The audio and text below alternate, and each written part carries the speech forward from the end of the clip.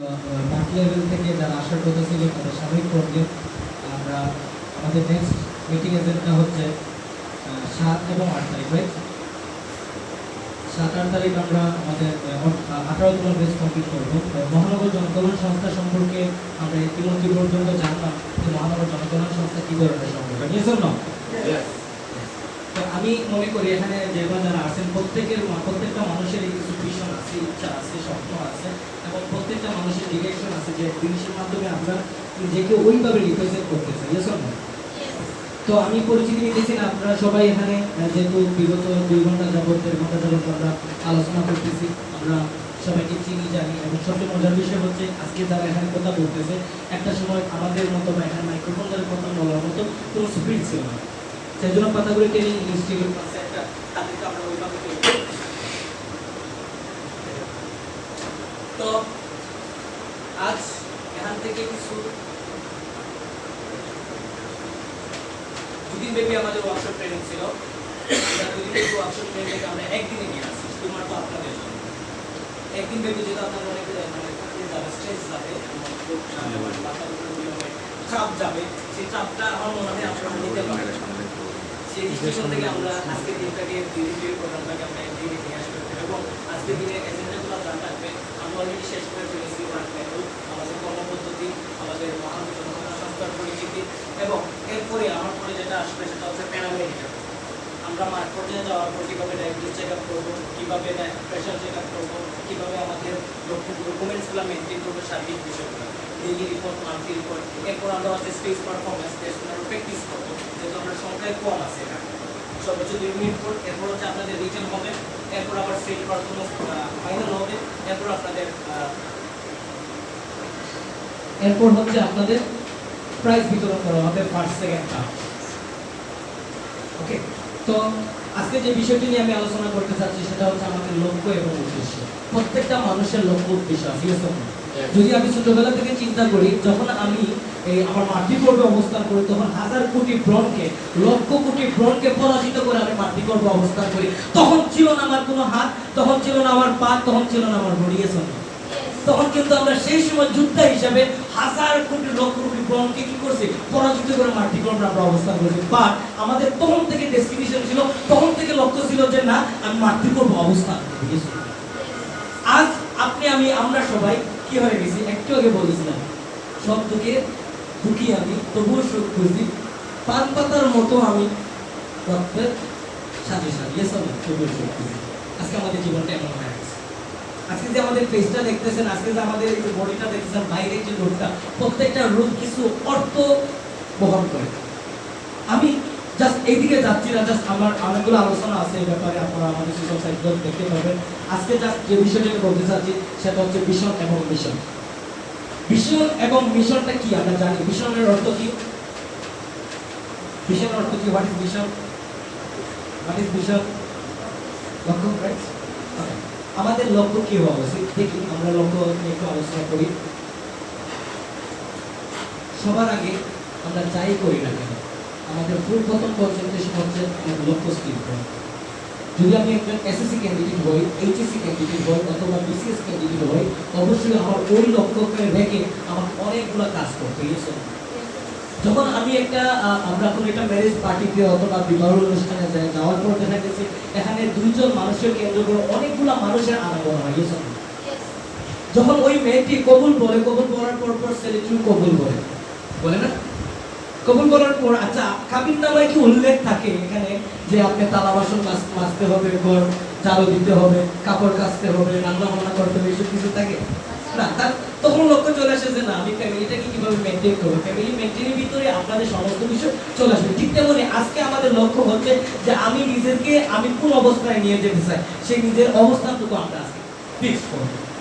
আমরা মহানগর জনকল্যাণ সংস্থার আগে আসার আগ পর্যন্ত আমাদের অনেকগুলো প্রশ্ন ছিল, আসলে এই প্রতিষ্ঠানটা কি, এই প্রতিষ্ঠান থেকে আমাদের নিজেদের জীবনমান পরিবর্তন করতে পারবো কি না। আমি যদি একটা প্রশ্ন করি আপনাদের, প্রশ্ন না যার সাথে জানতে চাইবো আমাদের সম্পর্কে কারা স্টাডি করে আসছেন, Google, Facebook, Twitter, YouTube, LinkedIn, কারা স্টাডি করছেন? তার মানে আমরা আসলে বাংলাদেশি যারা নাগরিক আছি সে লোককে মানুষ, প্রত্যেকটা মানুষ হচ্ছে কি ইমোশনাল। কেউ কিছু বললো, ঠিক আছে ভাই আমি আসছি, আপনি আছেন তো? হ্যাঁ আছি। দেখেন ফার্স্ট ফ্যাক্ট।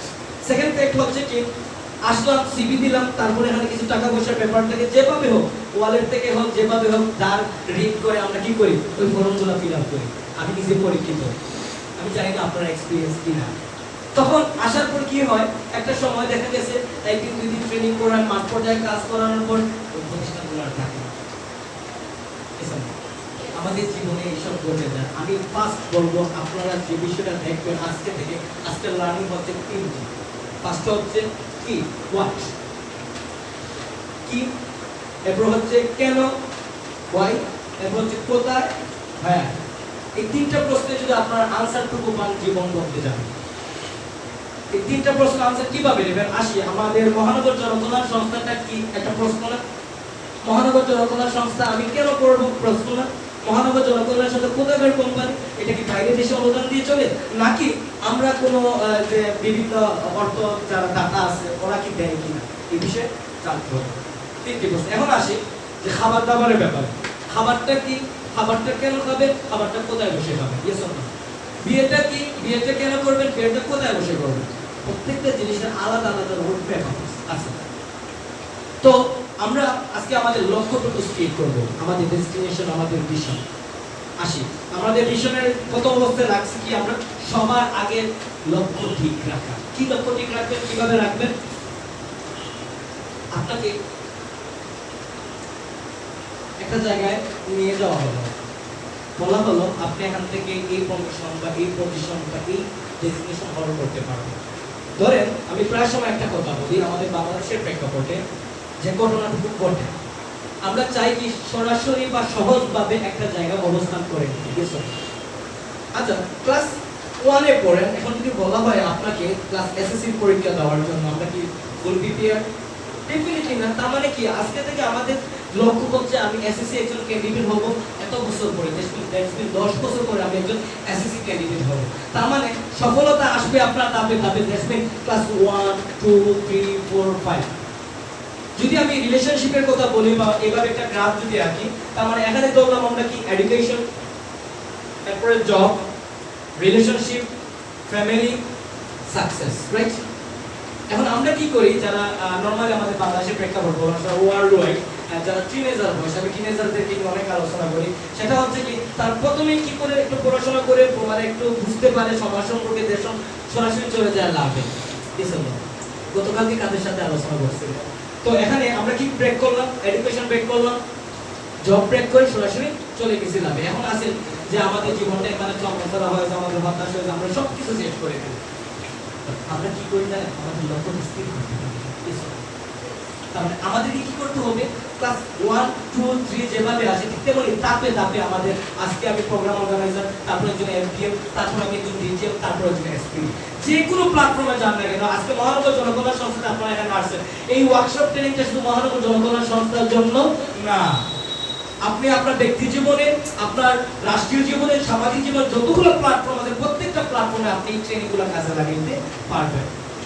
তো আমরা আজকে থেকে যে ডেস্টিনেশন হচ্ছে, আমি 1 বছর পর, 10 মাস পর বা 3 মাস পর আমার একটা এখানে একটা অ্যানাউন্সমেন্ট আছে, আগামী 19 ডেজ আমরা এই জায়গায় কাজ করব। কি করব? 90 দিন। আমি প্রায় সময় একটা কথা বলি, সেটা হচ্ছে একটা অঙ্ক করতে গেলে, পড়তে গেলে একটা রাত কাটার প্রয়োজন হয়। একটা অঙ্ক করতে গেলে অথবা যে কোনো একটা জিনিস ফাইনালে যেতে গেলে, আপনার একটা প্রজেক্ট রেডি করতে গেলে এর আগে একটা রাফ খাতা করতে হয়। আমি বলবো মহানগর জনকল্যাণ সংস্থাতে আপনারা আগামী 90 দিন জীবনের রাফ খাতা হিসেবে ইউজ করবেন। হতে পারে এটা নেগেটিভ, হতে পারে পজিটিভ। বলতে পারেন তানিম স্যার আমরা এই কথা কেন বলতেছি, কারণ আমাদের প্রত্যেকের একটা প্র্যাকটিক্যাল বলেন বা প্র্যাকটিস সেশন বলে যাই বলেন, রাফ খাতার প্রয়োজন আছে। তার মানে আমরা দেখে নিব আগামী 90 দিন যদি আপনি ভালোভাবে নিজেকে রাফ খাতার মাধ্যমে যদি ভালো একটা পজিশন নিয়ে আসতে পারেন, তাহলে আমার ডিপার্টমেন্ট বলতেছে কি আপনাকে প্রমোশন দেওয়া হবে স্যার, একজন প্রোগ্রাম ম্যানেজার থেকে একজন এমপিএ, এরপর একজন ডিজি। আমরা 3 মাস পর আমরা কি রাখছি, প্রমোশন রাখছি।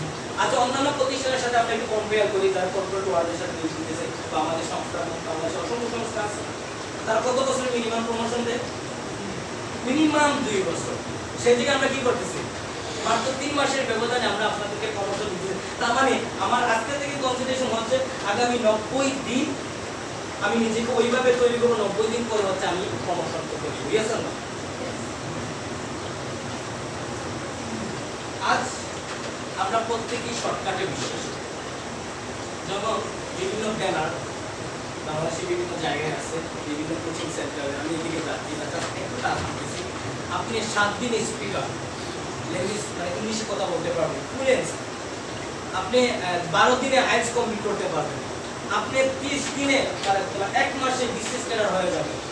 শর্টকাট পদ্ধতি আমাদের আছে না?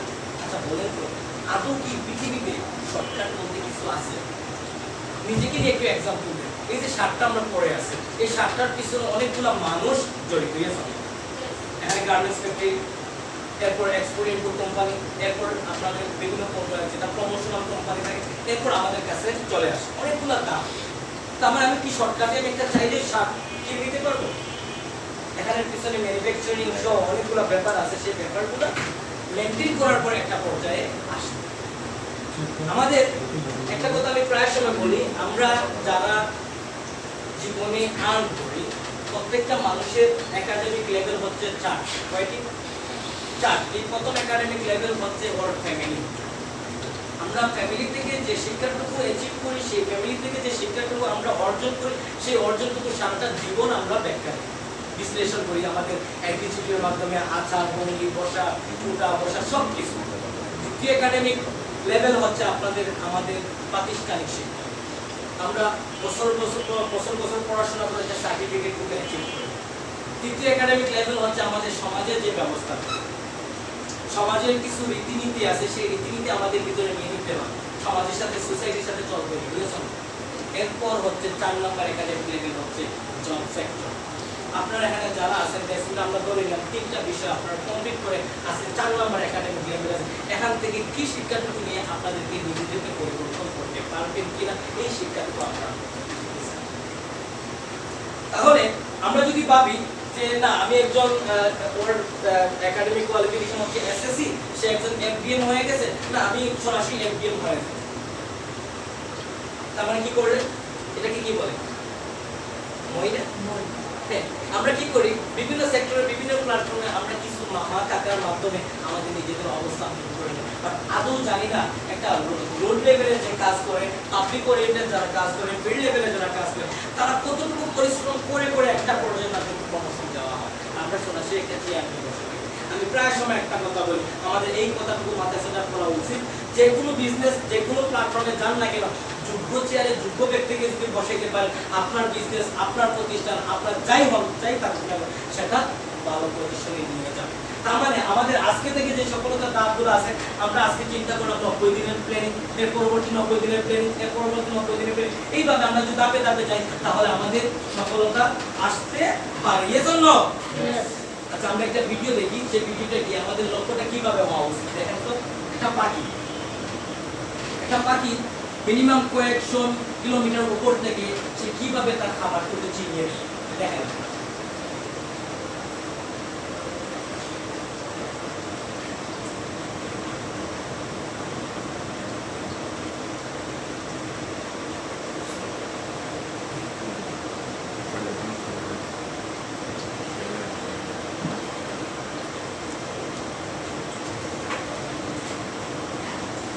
মানে একটা ক্ষুধার্ত পাখি যদি তার ডেস্টিনেশন ফিক্স করে যে সে তার খাবারটুকু অর্জন করবে।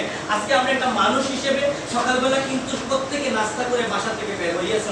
একটা পাখি কিন্তু সে সকালবেলা না খেয়ে বের হয় এবং বাসায় যখন ফিরে যায় তখন কি হয়, তার পেটটা ভরা থাকে, ফুলফিল থাকে। আজকে আমরা মানুষ হিসেবে, আশাফুল মাহমুদ হিসেবে আমরা একজনের প্রতি আরেকজনের শরণাপন্ন হয়েছি। স্যার ভাই কাকা অনেক মহান সৃষ্টিকর্তা আমাদের কি বলেছেন, ইন্নী জাইলু ফিল আরদি খলিফা, আমি প্রত্যেকটা মানুষকে সৃষ্টি করেছি প্রতিনিধি হিসেবে। বাট আমরা একজন প্রতিনিধি কাকে মানে, এলাকার ভাই, এলাকার মাতব্বর, মোড়ল, like that blah blah. But আমি নিজেকে কখনো প্রতিনিধি এবং নেতা হিসেবে নিজেকে কখনো পাইতাও বা নিজেকে আত্মপ্রকাশ করতে পারি না। এই ব্যাপারটা কাকে আমাদের, কারণ মহান সৃষ্টিকর্তা আমাদের মাথা থেকে পা পর্যন্ত এই যে বডিটুকু দিয়েছেন, সূরা 3-এর 3 নম্বর আয়াতে বলেন লাকাদ খালাকনাল ইনসানা ফি আহসানি তাকওয়িম, আমি মানুষ জাতিকে এমন সুন্দরতম আকৃতি দিয়ে সৃষ্টি করেছি যেটা অন্য কোনো জাতিকে আমি সৃষ্টি করি নাই। আচ্ছা, আমরা আমাদের স্কিনের দিকে তাকিয়ে দেখি তো আমাদের স্কিনে কোনো প্রবলেম আছে? একটু তাকিয়ে দেখি আমাদের যে চেহারাটুকু আছে, যে যাই থাকুক না কেন, যে যে অবস্থানে আছে, মহান সৃষ্টিকর্তা আমাদেরকে ওইভাবে সৃষ্টি করেছেন যাতে 8-10টা মানুষের সাথে আমাদের কম্পেয়ার করে তাদের সাথে আমাদের দৃষ্টিভঙ্গি বলেন, ক্যারেক্টার বলেন, আমাদের চারিত্রিক গুণাবলী বলেন, কোনো কিছুই মিলবে না। কারণ আমাদেরকে স্ব গুণ দিয়ে মহান সৃষ্টিকর্তা আমাদেরকে সৃষ্টি করেছেন। এরপরও আমাদের ভিশনটাকে আমরা ফেস করতে পারি না। প্রত্যেকটা স্টেপ, জীবনে অনেকগুলো স্টেপ আসে, বিভিন্ন ধাপে ধাপে আমরা অনেক আলোচনা করেছি। আমরা একটু শর্টে করি, তাড়াতাড়ি যাই। তার মানে আপনাকে 4টি পিরামিড দৃষ্টি এবং কৌশলগত পরিচালনা, যেটা হচ্ছে আমরা প্রত্যেকটা সেক্টরে আমরা পিরামিড আকারে যদি চিন্তা করি, প্রত্যেকটা সেক্টরে যদি সর্বোচ্চ শিখরে যদি উঠতে চাই, তাহলে আমরা বাংলাদেশের একজন পারাবত জয়ী ছিল কে, মুসা ইকবাল ভাই। আসলে তাকে নিয়ে আমি একটা সময় খুব গল্প বলতাম, খুব প্রাউড ফিল করতাম যে না, আমাদের বাংলাদেশে একটা ছেলে, এখন একটা মেয়ে, বাংলাদেশে একটা ছেলে এভারেস্ট পেল 2007 সালে 7 ও 6 এর দিকে। তখন আমাদের পরীক্ষাতে ওনার সম্পর্কে অনেক আলোচনা আসতো, প্রশ্ন আসতো, আমরা দিতাম, পার্টিসিপেট করতাম। যখন ওনাকে নিয়ে স্টাডি করে জানলাম বর্তমান অবস্থাতে আমরা দেখেন, পেপার দেখেন, বিভিন্ন সোশ্যাল মিডিয়া, বিভিন্ন মিডিয়াতে যান, তাহলে উনি ওই জায়গায় ক্লেম করছেন, উনি নিজেকে এমনভাবে মানে প্রকাশ করছে সারা পৃথিবীর মাঝে যে না, সিং ক্রিয়েট করার মাধ্যমে সে পার্বত জয়ী, এভারেস্ট জয়ী। সো আমরা এমন কাজ করব, আমি প্রথমে বলেছি কোনো ধরনের মই ব্যবহার করব না। আমরা এমন কাজ করব যে কাজটা হচ্ছে আমাদের স্টেপ বাই স্টেপ আসুক, এতে আমার সময় লাগবে। স্টেপ বাই স্টেপ করব, আমাদের যাতে সময় যদি লাগে, আমাদের জীবন যদি শেষ হয়ে যায়, নো প্রবলেম। পৃথিবীতে অসংখ্য ইতিহাস আছে যারা মারা যাওয়ার পর তারা একটা পর্যায়ে, আজকে আমরা তাদেরকে নিয়ে আলোচনা করব। সো আজকে আমাদের চিন্তা ভাবনা হবে, আমার কাজ এইভাবে শুরু করব, অনেক বাধা আসবে, অনেক বিপত্তি আসবে, অনেকে আপনাকে ইনসাল্ট করবে। আমাদের এইভাবে যে চিন্তা করে আমাদের গোলটুকু এইভাবে বাড়াতে হবে। ইনশাআল্লাহ আমার মনে হয় আমাদের গোল সেট আপ করলে অবশ্যই একটা পর্যায়ে যেতে পারবো আগামী 19 ডেজ। এখন আসি, হোয়াট ইজ ইউর মিশন? অনেকগুলো ধাপ আছে, আমি শর্ট করতেছি। অনেকগুলো ধাপ আছে, সে